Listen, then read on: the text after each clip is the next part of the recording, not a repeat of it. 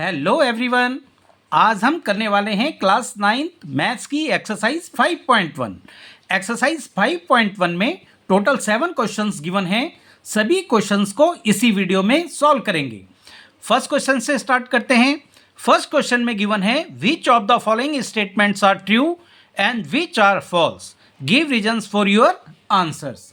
यहाँ हमें कुछ स्टेटमेंट्स गिवन हैं, हमें ये बताना है कि इनमें कौन से स्टेटमेंट्स ट्रू हैं और कौन से फॉल्स हैं, और अपने आंसर के सपोर्ट में आपको रीजन भी देना है। तो चलिए स्टार्ट करते हैं।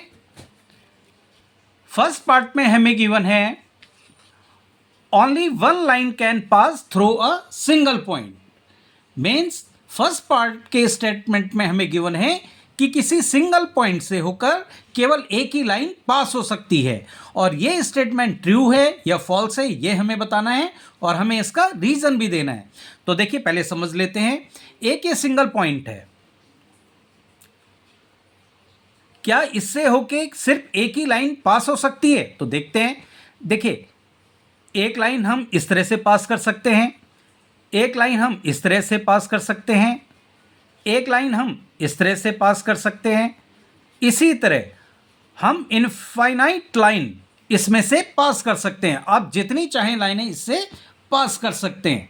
तो ये स्टेटमेंट जो है जिसमें गिवन है only one line can pass through a single point, एक पॉइंट से केवल एक ही लाइन पास हो सकती है, ये बिल्कुल फॉल्स होगा, क्योंकि मैंने आपको दिखा दिया है कि एक सिंगल अगर पॉइंट है तो उससे कई सारी लाइनें पास हो सकती हैं। तो ये स्टेटमेंट जो है ये हो जाएगा फॉल्स।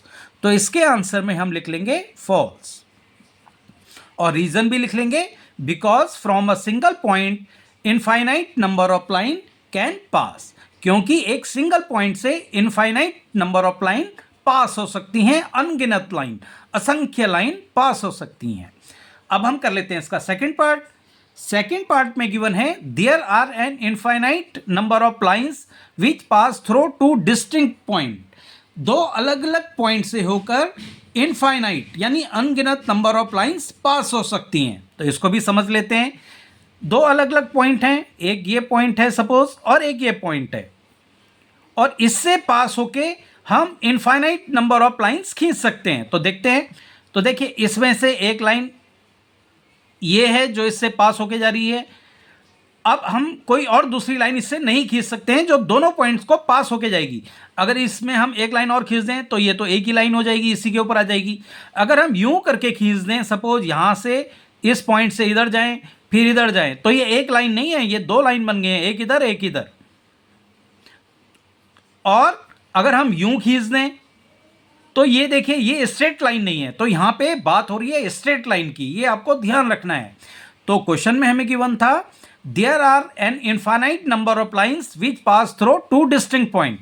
दो अलग अलग पॉइंट से हम जो है इनफाइनाइट नंबर ऑफ लाइन्स खींच सकते हैं, असंख्य लाइन, अनगिनत लाइन, जिनकी कोई गिनती नहीं है, इतनी ज़्यादा। लेकिन ये पॉसिबल नहीं है, क्योंकि दो डिस्टिंक्ट पॉइंट से, अलग अलग पॉइंट से सिर्फ एक ही स्ट्रेट लाइन खींची जा सकती है। तो ये जो आपका स्टेटमेंट है ये है फॉल्स। तो इसका आंसर हम लिख लेंगे फॉल्स। रीजन भी लिखना है, वो भी लिख लेंगे because from two distinct points only one straight line can pass. दो अलग अलग पॉइंट से होके सिर्फ एक ही स्ट्रेट लाइन खींची जा सकती है। और ये आपको मैंने जो इंट्रोडक्शन वीडियो बनाया है आप उसको भी देख लीजिएगा, उसमें मैंने ये समझाया था। जो एक्सियम 5.1 है उसमें यही है कि टू डिस्टिंक्ट लाइन पॉइंट से केवल एक ही स्ट्रेट लाइन खींची जा सकती है। तो आप अपने आंसर में इसको जरूर लिख लेना, एक्सियम 5.1, इससे और क्लियर हो जाएगा। ये जो आपने रीजन लिखा है ये किस बेस पे लिखा है? तो एक्सियम 5.1 यही कहती है कि दो अलग अलग अगर पॉइंट हैं तो उससे होके सिर्फ एक ही स्ट्रेट लाइन खींची जा सकती है। तो इस तरह से आप आंसर लिखेंगे तो आपको फुल मार्क्स मिलेंगे। अब हम कर लेते हैं इसका थर्ड पार्ट। थर्ड पार्ट में गिवन है a terminated line can be produced indefinitely on both the sides. तो देखिए सबसे पहले तो आप टर्मिनेटेड लाइन को समझ लीजिए। टर्मिनेटेड लाइन क्या होती है? जिसे हम लाइन सेगमेंट कहते हैं, इसी को यूक्लिड ने टर्मिनेटेड लाइन का है। तो स्टेटमेंट पे हमें गिवन है अ टर्मिनेटेड लाइन, एक टर्मिनेटेड लाइन को दोनों साइड्स में आप कहीं तक भी आगे बढ़ा सकते हो। तो यूक्लिड पोस्टुलेट 2 में हमने समझा था कि लाइन सेगमेंट को दोनों साइड से आगे बढ़ाया जा सकता है। और ये जो है आपका, मैंने आपको बता दिया, टर्मिनेटेड लाइन को जो यूक्लिड है, टर्मिनेटेड लाइन जो लिखा है यूक्लिड ने, वो जिसे हम आजकल लाइन सेगमेंट कहते हैं, उसी को बोला है। और पोस्टुलेट 2 में, यूक्लिड के पोस्टुलेट 2 में ये हमने समझा था कि लाइन सेगमेंट को दोनों साइड से आगे बढ़ाया जा सकता है, यानी लाइन बनाने के लिए।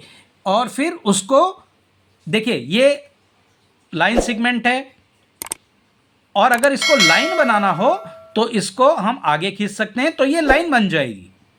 और फिर इसको हम आगे कितना भी आगे इसको प्रोड्यूस कर सकते हैं, आगे ड्रॉ कर सकते हैं। यूक्लिड ने लाइन सेगमेंट को ही टर्मिनेटेड लाइन कहा है, ये आपको याद रखना है।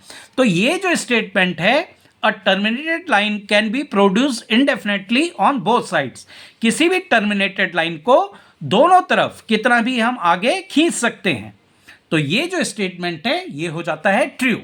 तो इसका आंसर हम लिख लेंगे ट्रू। रीजन भी लिखना है, तो रीजन में हम लिख लेंगे because a terminated line can be produce indefinitely, क्योंकि टर्मिनेटेड लाइन को हम दोनों साइड से कितना भी आगे बढ़ा सकते हैं। और इसमें हम ये जरूर लिख लेंगे कि ये पोस्टुलेट 2 है। ऐसा लिखने से आपका ये जो रीजन है ये और स्ट्रांग हो जाता है। ओके, अब हम कर लेते हैं इसका फोर्थ पार्ट। फोर्थ पार्ट में गिवन है, if two circles are equal then their radii are equal. अगर दो सर्कल इक्वल हैं तो उनके जो रेडियाई होंगे, देखिए रेडियाई का मतलब क्या होता है, कुछ बच्चे कंफ्यूज हो जाते हैं।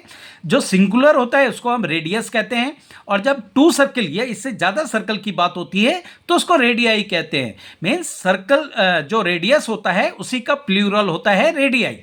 तो जब दो सर्कल की बात चल रही है तो रेडियस नहीं लिखेंगे, वहाँ पे रेडियाई लिखेंगे, एक ही बात है। तो आप अब समझ गए होंगे।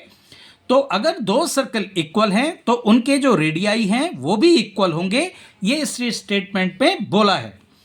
तो देखिए, दो इक्वल सर्कल का रेडियस जो है वो भी इक्वल होगा। कैसे होगा? अगर मैं दो सर्कल बना दूं, सपोज इक्वल सर्कल, एक ये सर्कल है और एक ये सर्कल है, और दोनों अगर इक्वल हैं, दोनों इक्वल कैसे होंगे? अगर मैं इस सर्कल को इस सर्कल के ऊपर रखूंगा तो ये बिल्कुल ओवरलैप करेंगे, और जब ओवरलैप करेंगे तो यहाँ सेंटर से यहाँ जो है इस सर्कल तक की जो डिस्टेंस होगी यही रेडियस होती है।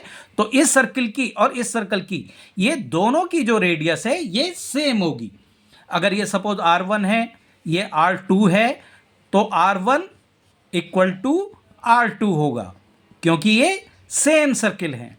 तो यही हमें स्टेटमेंट में पूछा था, if two circles are equal, अगर दो सर्कल इक्वल हैं, then their radii are equal, तो उनके जो रेडियस होंगे दोनों के वो भी इक्वल होंगे। तो बिल्कुल होंगे। तो इसका आंसर हम लिख लेंगे ट्रू। और रीजन में लिखेंगे because radii of equal circle are always equal. जो रेडियाई होते हैं इक्वल सर्कल्स के, वो जो है आपस में इक्वल होते हैं, या इक्वल सर्कल के रेडियाई जो है हमेशा आपस में इक्वल होते हैं। अब हम कर लेते हैं इसका फिफ्थ पार्ट। फिफ्थ पार्ट में हमें देखिए गिवन है, in figure 5.9 if A B equal to P Q and P Q equal to X Y then A B equal to X Y. ये जो फिगर हमें गिवन है 5.9, इसमें हमें कहा है if A B equal to P Q, अगर ये जो ए बी है ये पी क्यू के इक्वल हो और पी क्यू जो है वो एक्स वाई के इक्वल हो, ये जो पी क्यू है ये एक्स वाई के इक्वल हो, तो इस कंडीशन में क्या होगा, ए बी और एक्स वाई ये दोनों इक्वल होंगे। ये ए बी और एक्स वाई ये दोनों भी इक्वल होंगे। फिर से समझ लेते हैं। ये देखिए, अगर ए बी और ये पी क्यू आपस में इक्वल होंगे, तो और ये पी क्यू और एक्स वाई भी आपस में इक्वल होंगे, तो ए बी और एक्स वाई आपस में इक्वल होंगे। एक्सियम हमने देखिए, एक्सियम 1 जो है उसमें हमने पढ़ा था कि things which are equal to the same things are equal to one another. मतलब अगर कोई दो चीजें आपस में एक चीज के बराबर हैं तो वो दोनों चीजें भी आपस में बराबर होंगी। तो ये स्टेटमेंट हो जाता है ट्रू। तो इसका आंसर लिख लेंगे ट्रू। और रीजन में लिख लेंगे because things which are equal to the same things are equal to one another. और ये एक्सियम 1 में हमने पढ़ा था, तो इसको भी आपको मेंशन करना पड़ेगा। आप मेंशन करोगे तो आपका जो रीजन है वो और स्ट्रांग हो जाएगा। इसको हम इस तरह से भी समझ सकते हैं। देखिए हमें गिवन है कि ए बी और पी क्यू इक्वल है और पी क्यू और एक्स वाई इक्वल है। तो देखिए इस तरह से भी आगे आप लिख सकते हैं। गिवन हमें क्या है, हमें गिवन है कि ए बी इक्वल टू है पी क्यू के और पी क्यू ये इक्वल टू है एक्स वाई के। ये इक्वेशन 1 अगर मान लें और इसको इक्वेशन 2 मान लें, तो equation from equation 1 and 2, from equation 1 and 2 दोनों इक्वेशंस को अगर हम देखें तो इससे ये अप्लाइज होता है कि ए बी इक्वल टू हो जाएगा एक्स वाई की, और ये हमारी है एक्सियम 1। आप इंट्रोडक्शन वीडियो मेरी जरूर देख लीजिएगा ताकि आपको एक्सियम और पोस्टुलेट दोनों बिल्कुल क्लियर हो जाए। तो इस तरह से आपको ये आंसर लिखना है। अब हम कर लेते हैं क्वेश्चन नंबर 2। क्वेश्चन 2 में हमें गिवन है give a definition for each of the following terms. Are there other terms that need to be defined first? What are they and how might you define them? यहाँ हमें कुछ terms given है और हमें इनकी definition लिखनी है। और क्या कोई टर्म्स है जिन्हें इससे पहले हमें डिफाइन किया जाना चाहिए, वो कौन सी टर्म्स हैं और उन्हें आप कैसे डिफाइन करोगे। तो सबसे पहले तो हमें जो टर्म्स गिवन है इसे डिफाइन करना है। उसके बाद हमें यह बताना है कि क्या कोई ऐसा टर्म है जिसको डिफाइन किया जाना चाहिए था, और फिर उसको भी हम डिफाइन करके दिखाएंगे, तभी आपका आंसर कंप्लीट होगा। तो सबसे पहले हमें गिवन है पैरेलल लाइन। तो पैरेलल लाइन की डेफिनेशन क्या होती है, two lines are said to be parallel if they have no common points. दो लाइन आपस में पैरेलल तब होती हैं जब उनमें कोई भी कॉमन पॉइंट ना हो। कैसे, देखिए अगर सपोज एक लाइन ये है x और एक लाइन ये है y, अगर आप देखें तो इनमें कोई भी कॉमन पॉइंट नहीं है, मीन्स ये आपस में कोई कहीं पे भी टच नहीं हो रहे हैं। अब अगर मैं जैसे इस तरह से एक लाइन और इस तरह से एक लाइन बना दूं, तो ये वाला जो पॉइंट है ये आपका कॉमन पॉइंट है, तो ये लाइनें जो है आपस में पैरेलल नहीं हो सकती हैं। पैरेलल कौन सी लाइन होंगी, जिसमें कोई भी कॉमन पॉइंट नहीं होगा। कॉमन पॉइंट होने का मतलब है ये आपस में कहीं पे भी टच नहीं हो रही होंगी, तो इनके डिस्टेंस जो है यहाँ पे भी सेम होगा, यहाँ पे भी सेम होगा, और जहाँ तक ये चलती चली जाएंगी वहाँ तक ये डिस्टेंस सेम ही होगा। तो आपस में कहीं टच नहीं होंगी, और जब टच नहीं होंगी तो इन दोनों के बीच में कोई भी कॉमन पॉइंट नहीं होगा। तो पैरेलल लाइंस की जो डेफिनेशन है उसमें हम लिख लेंगे two lines are said to be parallel if they have no common point. दो लाइन्स तब पैरेलल हो जाती हैं या पैरेलल कहलाती हैं जब उनके बीच में कोई भी कॉमन पॉइंट ना हो। अब हमें यह भी पूछा था कि यहाँ कौन सा टर्म है जो डिफाइन होना चाहिए इससे पहले। तो देखिए ये जो है, अगर हम इसमें देखें तो यहाँ पे ये जो है एक पॉइंट आ गया है, ये हमें डिफाइन करना है, यहाँ पे डिफाइन नहीं हुआ है, तो हम इसको भी डिफाइन कर लेंगे, इसकी डेफिनेशन भी लिख लेंगे पॉइंट की। तो पॉइंट क्या होता है, a point is that which has no part. Point वो होता है जिसका कोई भी पार्ट नहीं होता है। ये आपने जो है यूक्लिड की जो फर्स्ट डेफिनेशन मैंने इंट्रोडक्शन वीडियो में बताई थी, आप उसको जरूर देख लें। उसमें मैंने आपको यूक्लिड की जो फर्स्ट डेफिनेशन थी उसमें यह बताया था कि पॉइंट क्या होता है। जैसे ये पॉइंट है तो पॉइंट होता है जिसका कोई भी पार्ट ना हो। तो देखिए ना इसकी लेंथ है, ना इसकी ब्रेड्थ है, ना इसकी हाइट है। तो पॉइंट की डेफिनेशन होती है a point is that which has no part. और ये यूक्लिड्स की फर्स्ट डेफिनेशन गिवन थी हमें, जो हमने इंट्रोडक्शन में भी समझी थी। अब हम सेकंड पार्ट कर लेते हैं। सेकंड पार्ट में हमें गिवन है परपेंडिकुलर लाइंस। तो पहले डेफिनेशन समझ लेते हैं। Two lines are said to be perpendicular if they intersect each other at right angle. दो लाइंस तब परपेंडिकुलर कहलाती हैं जब वो एक दूसरे को 90 डिग्री के एंगल में यानी राइट एंगल में इंटरसेक्ट करती हैं। तो इसका जो डेफिनेशन है वो आ जाएगी, two lines are said to be perpendicular if they intersect each other at right angle. हम इसको समझ भी लेते हैं। जैसे सपोज एक लाइन ये है, सपोज पी लाइन, और इसको कोई एक दूसरी लाइन इंटरसेक्ट कर रही है और ये 90 डिग्री के एंगल में इंटरसेक्ट कर रही है, 90 डिग्री का एंगल बन रहा है, और ये लाइन सपोज है Q। तो P और Q ये जो है आपस में परपेंडिकुलर लाइन होंगी। ये P अगर लाइन है तो Q इसमें परपेंडिकुलर होगा, और Q अगर लाइन है तो P भी इसमें परपेंडिकुलर हो रहा है, क्योंकि दोनों जगह से 90 डिग्री का एंगल बन रहा है।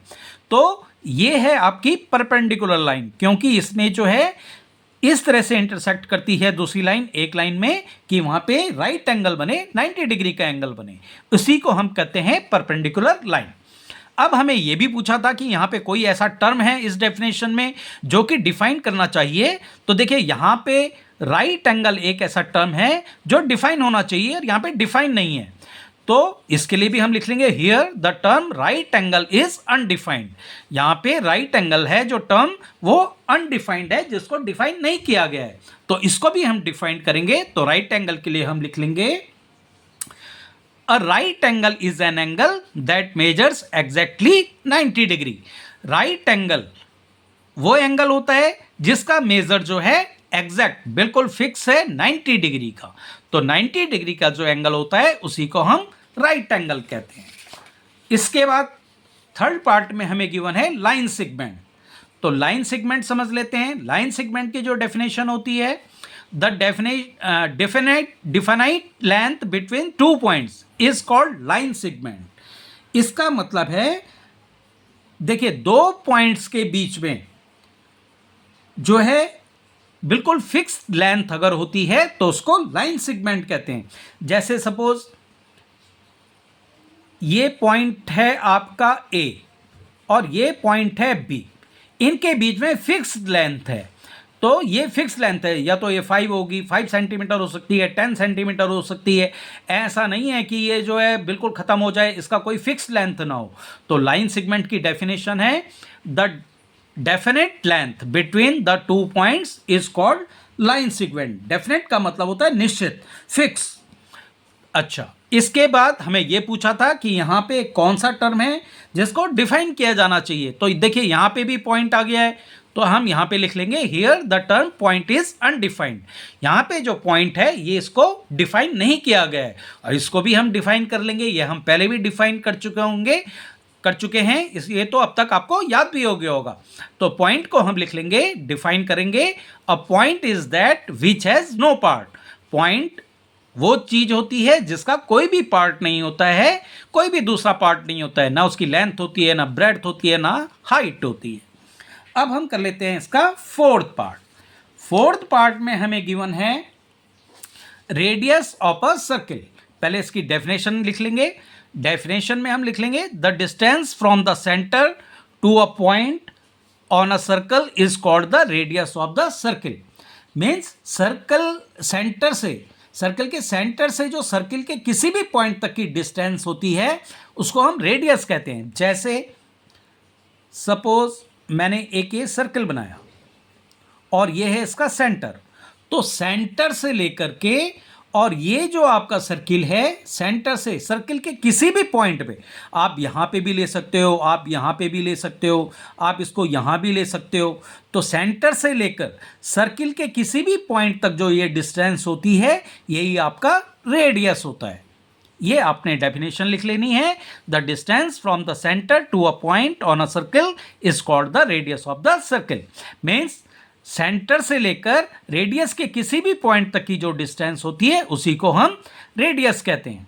अब ये भी पूछा था कि यहाँ पे कौन सा टर्म है जो अनडिफाइंड है। तो यहाँ पे देखिए ये जो है सेंटर, ये जो है अनडिफाइंड है, तो यहाँ पे हम सेंटर लिख लेंगे। यहाँ पहले लिख लेंगे हियर सेंटर इज अनडिफाइंड। यहाँ पे जो सेंटर है इसको डिफाइन नहीं किया गया है, तो हम यहाँ पे सेंटर लिखेंगे और इसको भी डिफाइन कर लेंगे। तो सेंटर को किस तरह से डिफाइन करेंगे? सेंटर के लिए हम लिख लेंगे the fixed point in the middle.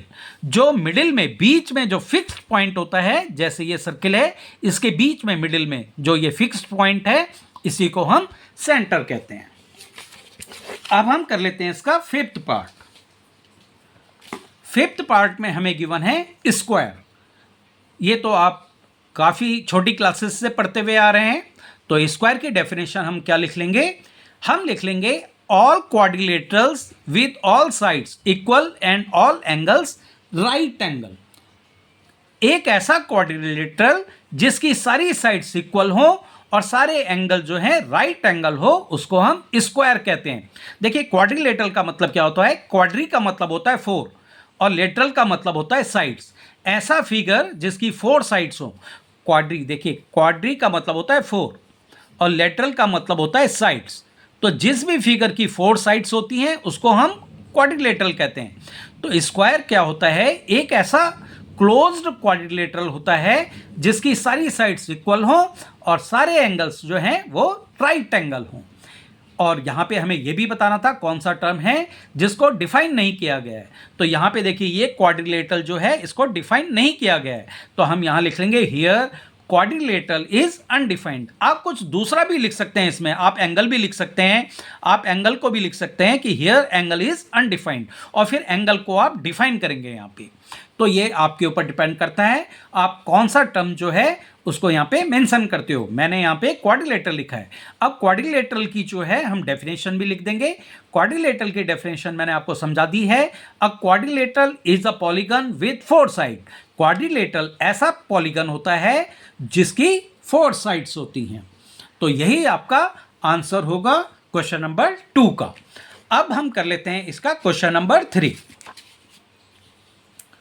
Question 3 में हमें गिवन है कंसीडर 2 पोस्टुलेट्स गिवन बिलो। यहां 2 पोस्टुलेट गिवन है, इनको कंसीडर कीजिए। फर्स्ट में हमें गिवन है given any 2 distinct points A and B, there exist a third point C which is in between A and B. Second में हमें गिवन है there exist at least 3 points that are not on the same line.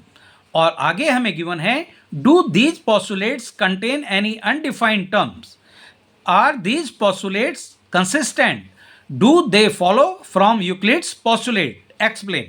देखिए आपको समझ में नहीं आ रहा होगा, इसको पढ़ने पे मैं आपको समझा देता हूं। इसमें हमें गिवन है कि मान लीजिए कि ये जो फर्स्ट और सेकंड है ये एक पोस्टुलेट है। अभी हमें कंफर्म नहीं है, हम देखेंगे कि ये पोस्टुलेट हैं कि नहीं है। तो अभी ये गिवन है कि माना कि ये दोनों जो हैं फर्स्ट और सेकंड जो यहाँ पे गिवन है ये 2 पोस्टुलेट हैं। और फर्स्ट में हमें लिखा है कि कोई 2 पॉइंट हैं ए और बी और उनके बीच में कहीं तीसरा पॉइंट है सी। और सेकंड वाले में लिखा है कि कम से कम 3 पॉइंट्स ऐसे हैं जो एक लाइन में ना आ रहे हों। अब आगे हमें बोला है क्या इन पोस्टुलेट के अंदर कोई अनडिफाइंड टर्म्स है? क्या ये जो पोस्टुलेट हैं इनका कोई लॉजिक भी है या ऐसे ही लिख दिए गए हैं? क्या ये यूक्लिड्स के पोस्टुलेट को बताते हैं? एक्सप्लेन करिए। ये हमें गिवन है।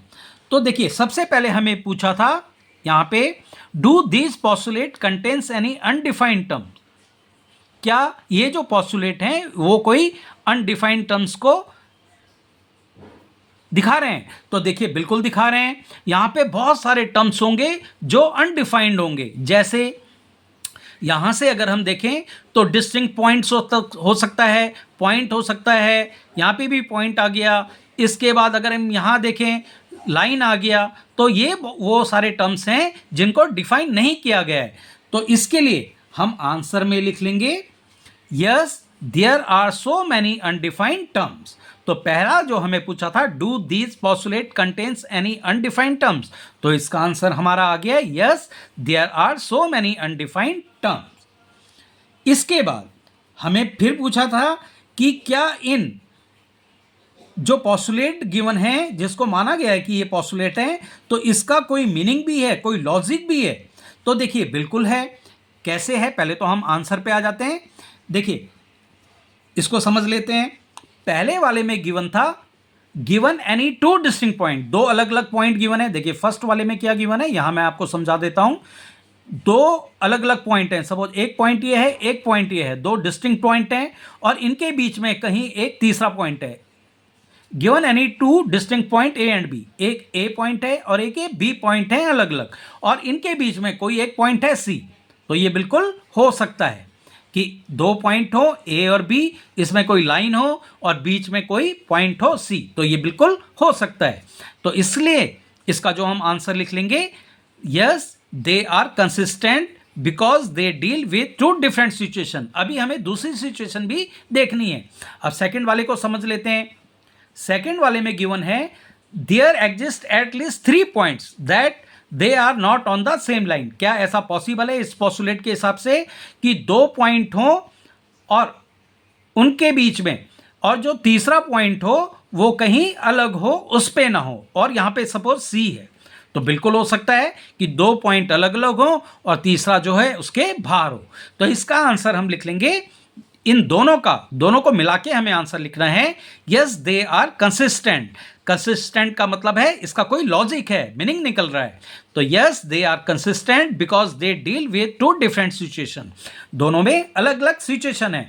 इसमें सिचुएशन थी कि ए और बी 2 पॉइंट हैं और इनके बीच में कहीं एक सी पॉइंट है, और इसमें कंडीशन थी कि ए और बी 2 पॉइंट हो और सी जो है उनके बीच में ना हो, कहीं अलग हो। तो ये बिल्कुल हो सकता है अलग अलग कंडीशन के हिसाब से। इसके बाद हमें क्या पूछा था, लास्ट में हमें पूछा था कि do they follow them Euclid's postulate. क्या ये यूक्लिड के पोस्टुलेट को फॉलो नहीं करते हैं? तो ये देखिए, ये यूक्लिड्स के लास्ट में हमें पूछा था do they follow from Euclid postulate. क्या ये यूक्लिड के पोस्टुलेट को फॉलो करते हैं? तो देखिए, ये यूक्लिड्स के पोस्टुलेट को फॉलो नहीं करते हैं। क्यों नहीं करते हैं? यूक्लिड पोस्टुलेट में ये सब कहीं पे भी नहीं है। आपने अगर इंट्रोडक्शन वीडियो देखी हो, मैंने उसमें यूक्लिड्स के पोस्टुलेट आपको समझाए हैं, तो उसमें कहीं पे भी ये सारी चीज़ें नहीं हैं। तो ये यूक्लिड्स के पोस्टुलेट में कहीं पे भी नहीं था, ये यूक्लिड्स के एक्सियम में था। तो हम लिख लेंगे know these postulates do not follow Euclid postulate. नहीं, ये जो दोनों हमें गिवन है पोस्टुलेट, यूक्लिड के पोस्टुलेट को फॉलो नहीं करते हैं। However they follow axiom. ये जो है एक्सियम को फॉलो करते हैं, और एक्सियम कौन सा है ये भी हम लिख लेंगे तो और स्ट्रांग हो जाएगा। Given 2 distinct point there is a unique line that pass through them. 2 distinct points यानी अलग अलग पॉइंट्स के बीच में सिर्फ एक ही स्ट्रेट लाइन खींची जा सकती है, यूनिक लाइन। तो ये था आपका एक्सियम, और ये कौन से एक्सियम में था मैं आपको बता देता हूं, तो आप अपनी बुक में भी देख सकते हैं और मेरे इंट्रोडक्शन वीडियो में भी जाके समझ सकते हैं। एक्सियम 5.1, इसको अगर आप देखें, सुने, समझें, तो आपको इससे पता लग जाएगा कि एक्सियम 5.1 में हमें गिवन था, given 2 distinct points there is a unique line that pass through them. 2 अलग अलग पॉइंट्स के बीच में सिर्फ एक ही यूनिक लाइन खींची जा सकती है। ऐसा नहीं है कि हम 2 खींच दें, 3 खींच दें, ऊपर से खींच दें, इधर कर्व की शेप में खींच दें, स्ट्रेट लाइन होनी चाहिए। तो 2 अलग अलग पॉइंट्स के बीच में सिर्फ एक ही स्ट्रेट लाइन खींची जा सकती है। ये हमें गिवन था एक्सियम 5.1 में। तो इस तरह से आपका ये क्वेश्चन नंबर 3 हो जाता है कंप्लीट। अब हम कर लेते हैं क्वेश्चन नंबर 4। क्वेश्चन 4 में हमें गिवन है if a point C lies between 2 points A and B such that AC equal to BC, then prove that AC equal to half of AB. Explain by drawing the figure. 2 points है A और B, और कोई point है C जो AB के बिल्कुल बीच में है, और ये इस तरह से है कि AC इक्वल टू BC। तो प्रूव करिए कि जो AC है वो हाफ होगा BC का, मतलब AC equal to half of AB। ये हमें प्रूव करना है, और इसे फिगर से ड्रॉ करके समझाइए। लास्ट में लिखा है explain by drawing the figure. तो सबसे पहले तो फिगर बनाते हैं और इसको समझते हैं। हमें पूछा है, देखिए, if a point C lies between 2 points A and B. ये ए है और ये बी है, और ये कोई एक लाइन सेगमेंट है, और इसके बीच में जो है कोई पॉइंट है सी।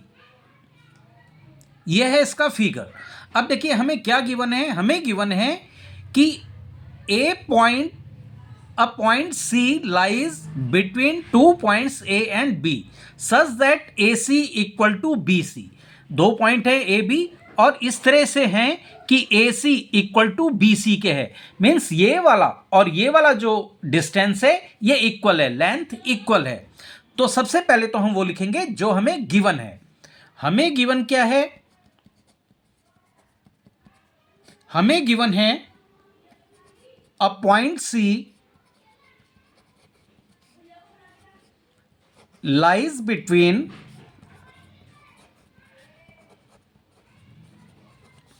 2 points A and B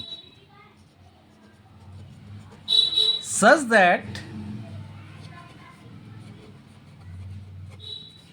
AC equal to BC। अब point C lies between 2 points A and B। C जो है A और B के बीच में है इस तरह से कि AC इक्वल टू BC के हो जाए, मीन्स AC का जो लेंथ है वो BC की लेंथ के इक्वल हो जाए। ये हमें गिवन है। अब देखिए AC इक्वल टू BC ये हमें गिवन है। अब हम दोनों साइड्स में यानी लेफ्ट हैंड साइड और राइट हैंड साइड दोनों साइड में AC को ऐड कर लेंगे। तो हमें गिवन क्या है, पहले हम वो लिख लेते हैं। देखिए AC इक्वल टू BC ये हमें गिवन है। अब हम दोनों साइड में लेफ्ट हैंड साइड और राइट हैंड साइड दोनों में AC को ऐड कर लेंगे। तो ये हो जाएगा AC plus AC equal to ये BC है और प्लस AC।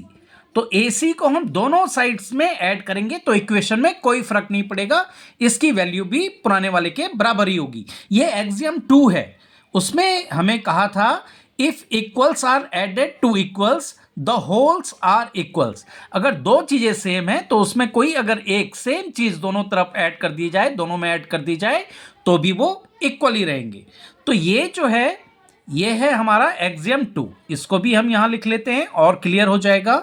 एक्सियम 2, एक्सियम 2 में हमें कहा था if equals are added to equals the wholes are equal. अब देखिए AC प्लस AC इन दोनों को ऐड करेंगे तो ये 2AC हो जाएगा equal to.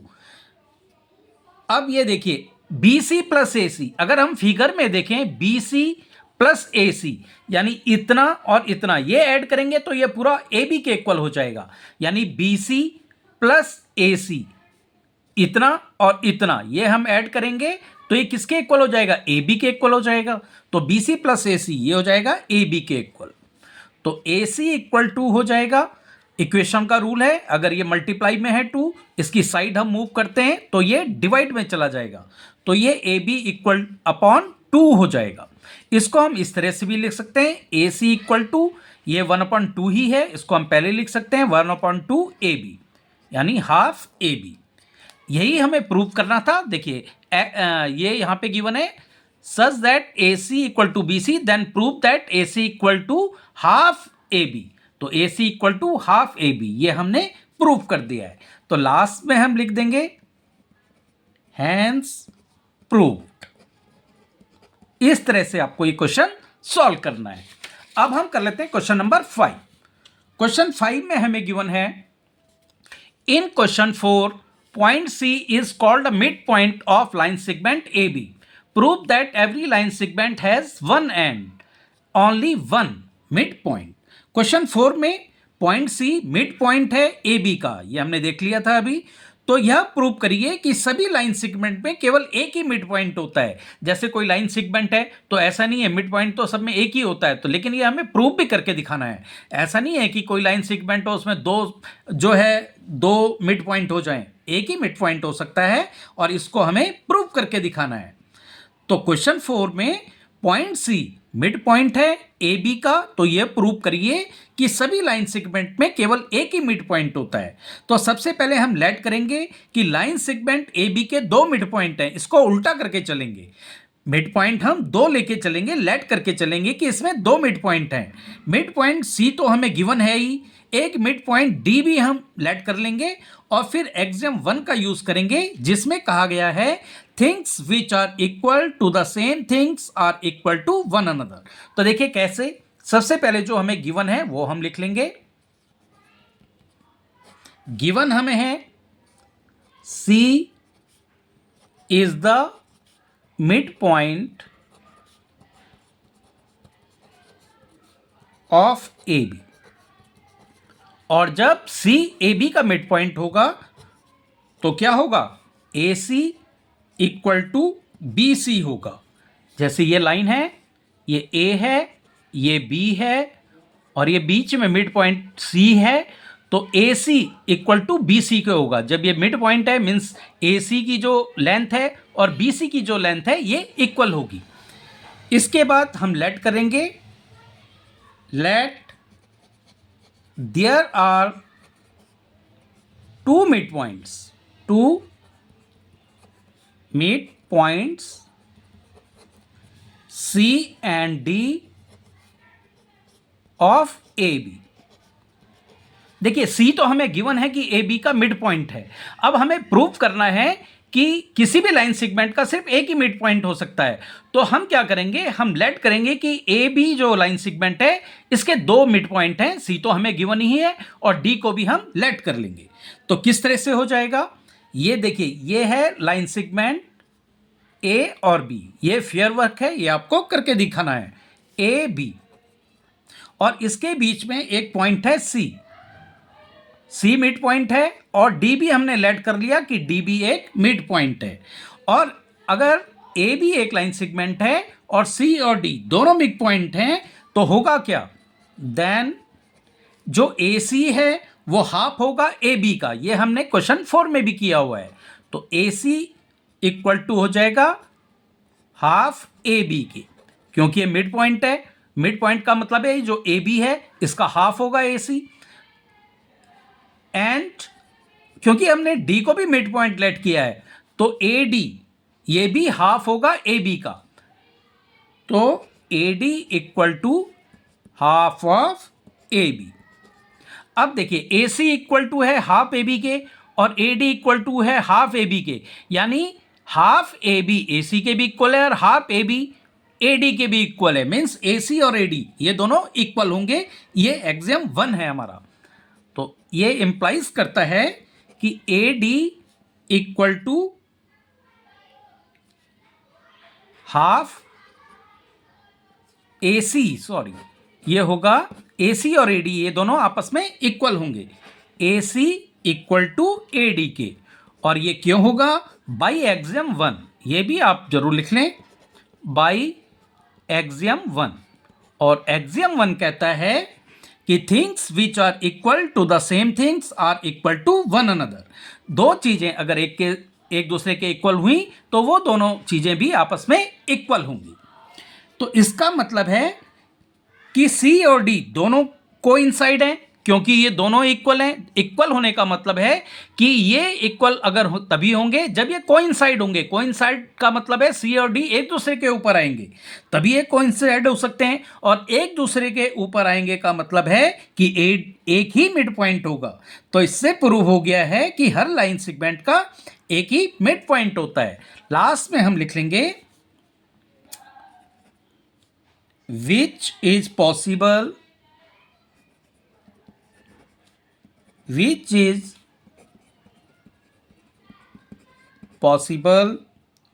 only C and D coincide. So point D lies on C. दोनों एक ही होंगे, दोनों एक ही के इक्वल हैं, मीन सी और डी ये दोनों एक दूसरे के ऊपर लाइज करेंगे, कोइंसाइड होंगे। हैंस इसलिए, और एक ही होंगे पॉइंट, दोनों एक ही पॉइंट होंगे, एक दूसरे के ऊपर ही आएंगे, मतलब एक ही मिड पॉइंट होगा। हैंस इससे प्रूव होता है कि hence every line segment has only one midpoint। इस तरह से आपको क्वेश्चन सॉल्व करना है। अब हम कर लेते हैं क्वेश्चन नंबर 6। क्वेश्चन 6 में हमें गिवन है in figure 5.10 if AC equal to BD then prove that AB equal to CD। देखिए यहां जो फिगर गिवन है 5.10, उसमें यदि AC और BD ये दोनों इक्वल हों तो प्रूव करिए कि AB और CD ये दोनों भी आपस में इक्वल होंगे, मतलब AB इक्वल टू CD के होगा, ये हमें प्रूव करना है। तो देखिए इसमें हमें गिवन क्या है, हमें गिवन है कि AC इक्वल टू BD के है। तो पहले हम यही लिखेंगे जो हमें गिवन है। गिवन हमें है AC इक्वल टू BD के, और इसको हम इक्वेशन 1 मान के चलते हैं।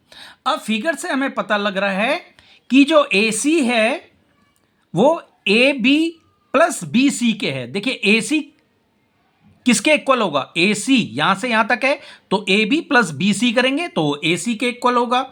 तो फिगर से हमें पता लग रहा है कि AC इक्वल टू है AB प्लस BC के। और जो BD है, BD किसके इक्वल है, BD इक्वल है BC प्लस CD के, एंड BD इक्वल टू है BC प्लस CD के।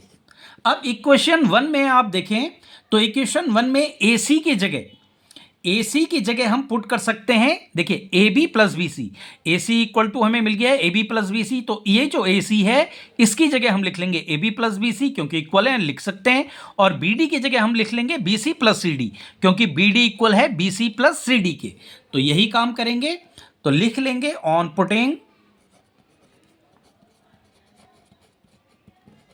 Putting these value in equation 1। और जब वैल्यू पुट करेंगे तो AC की जगह रखेंगे AB प्लस BC, ये हमें फाइंड आउट हो गया है। तो AC की जगह AC plus BC equal to, और BD की जगह लिखेंगे BC plus CD, BC plus CD। अब देखिए, अब एक्सियम 3 यूज करेंगे जिसमें था if equals are subtracted from equals the remainders are equal. Means अगर दो कोई सेम चीजें हैं, जैसे ये और ये इक्वल हैं, तो इसमें से हम कोई अगर सेम चीज हम सब्ट्रैक्ट कर लें तो भी ये इक्वल ही रहेंगे। तो अब हम क्या करेंगे, BC को हम इससे भी सब्ट्रैक्ट कर लेंगे और इससे भी सब्ट्रैक्ट कर लेंगे। तो इसके लिए हम लिख लेंगे ऑन सब्ट्रैक्टिंग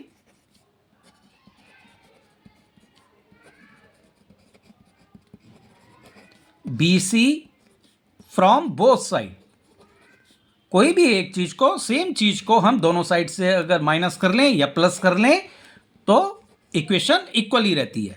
तो AB प्लस BC है, AB प्लस BC, यहां से हम माइनस करेंगे BC को, और राइट साइड से भी BC को माइनस करेंगे तो BC प्लस CD है, यहां से भी हम माइनस करेंगे BC को। अब देखिए ये BC से ये BC कैंसिल हो जाएगा, इधर ये BC प्लस का है, ये माइनस का है, इधर भी ये प्लस का था माइनस का था, कैंसिल हो गया। तो हमारे पास क्या बचा है, हमारे पास बचा है AB इक्वल टू CD। और देखिए यही हमने प्रूव करना था, AB इक्वल टू CD, तो ये हमारा प्रूव हो गया है। तो लास्ट में हम लिख लेंगे हैंस प्रूव्ड। इस तरह से आपको एक क्वेश्चन नंबर 6 सॉल्व करना है। अब हम कर लेते हैं इसका लास्ट क्वेश्चन। लास्ट क्वेश्चन में 7 में हमें गिवन है why is axiom 5 in the list of Euclid's axioms considered a universal truth. जो एक्सियम 5 है उसमें जो यूक्लिड्स का एक्सियम है, वाई इज एक्सियम 5, जो एक्सियम 5 है इन the list of Euclid's axiom, Euclid's के एग्जाम में क्यों है कंसिडर्ड ए यूनिवर्सल ट्रूथ, और उसको यूनिवर्सल ट्रूथ क्यों माना गया है। Note the question is not about the fifth postulate, और ये ध्यान रखिए कि ये जो क्वेश्चन है वो यूक्लिड्स के फिफ्थ पोस्टुलेट से रिलेटेड नहीं है। तो देखिए जो यूक्लिड्स एक्सियम है उसमें जो एक्सियम 5 है उसे यूनिवर्सल ट्रूथ क्यों माना जाता है। ध्यान रखिए कि ये क्वेश्चन 5 जो है वो पोस्टुलेट के बारे में नहीं है। तो पहले तो हम एक्सियम 5 को दोबारा रिवाइज कर लेते हैं और लिख भी लेते हैं, क्योंकि एक्सियम 5 की बात चल रही है कि why is axiom 5 in the list of Euclid's axiom, क्यों एक्सियम 5 है यूक्लिड्स के एक्सियम की लिस्ट में क्यों है। तो पहले हम एक्सियम 5 लिखेंगे, तो लिख लेंगे अकॉर्डिंग टू एक्सियम 5, एक्सियम 5 में था the whole is greater than the part, the whole is greater than the part. जो होल होता है, पूरा होता है, वो पार्ट से बड़ा होता है। विच इज यूनिवर्सल ट्रूथ, जो कि यूनिवर्सल ट्रूथ है। Which is a universal truth. तो चलिए इसको समझ लेते हैं। सपोज कोई लाइन है ए बी, आपको ये शो भी करना पड़ेगा, दिखाना भी पड़ेगा। सपोज ये लाइन है ए बी और ये है 8 सेंटीमीटर की, यहां से यहां तक 8 सेंटीमीटर की है, और इसके बीच में कोई पॉइंट है सी, इस तरह कि सपोज ये है सी, कि ये जो ए सी है ये 5 सेंटीमीटर है यहां से यहां तक। इस तरह से एक लाइन है ए बी जो कि 8 सेंटीमीटर की है और इसमें एक पॉइंट है सी, इस तरह की ए सी जो है हमारा 5 सेंटीमीटर हो जाए। तो देखिए यहां से क्लियर हो रहा है कि जो ए सी है वो पार्ट है ए बी का, क्योंकि ए बी तो पूरी लाइन है और ए सी जो है उसका एक पार्ट है। और देखिए पार्ट जो है स्मॉलर है, 5 सेंटीमीटर का है, और जो होल है यानी पूरी लाइन है वो 8 सेंटीमीटर की है। तो यहां से क्लियर हो रहा है कि ए सी पार्ट है ए बी का और ए सी स्मॉलर है ए बी से। तो इसको इस तरह से लिखेंगे, यहां से क्लियर हो रहा है, clearly A C is a part of line segment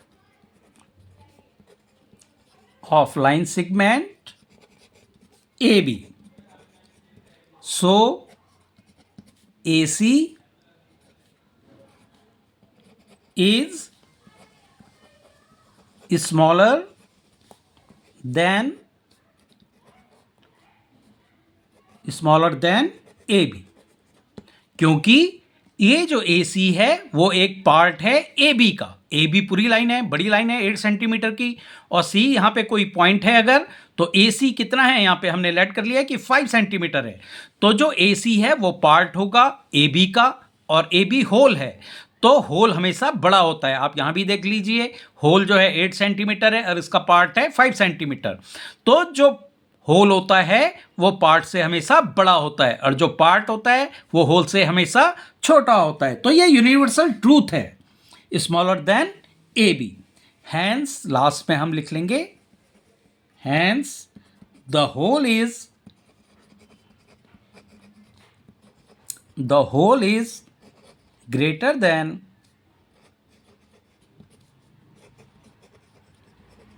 it's part. और यूनिवर्सल ट्रूथ के लिए भी बोला था, and it's a universal truth. Universal truth.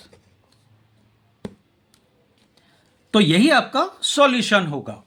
तो आज आपकी एक्सरसाइज 5.1 कंप्लीट होने के साथ आपका चैप्टर 5 भी कंप्लीट हो जाता है। अगर वीडियो पसंद आई हो तो चैनल को सब्सक्राइब कर बेल आइकन को प्रेस कर लीजिएगा ताकि आपको आने वाली सभी वीडियोस का नोटिफिकेशन मिलता रहे। Thank you.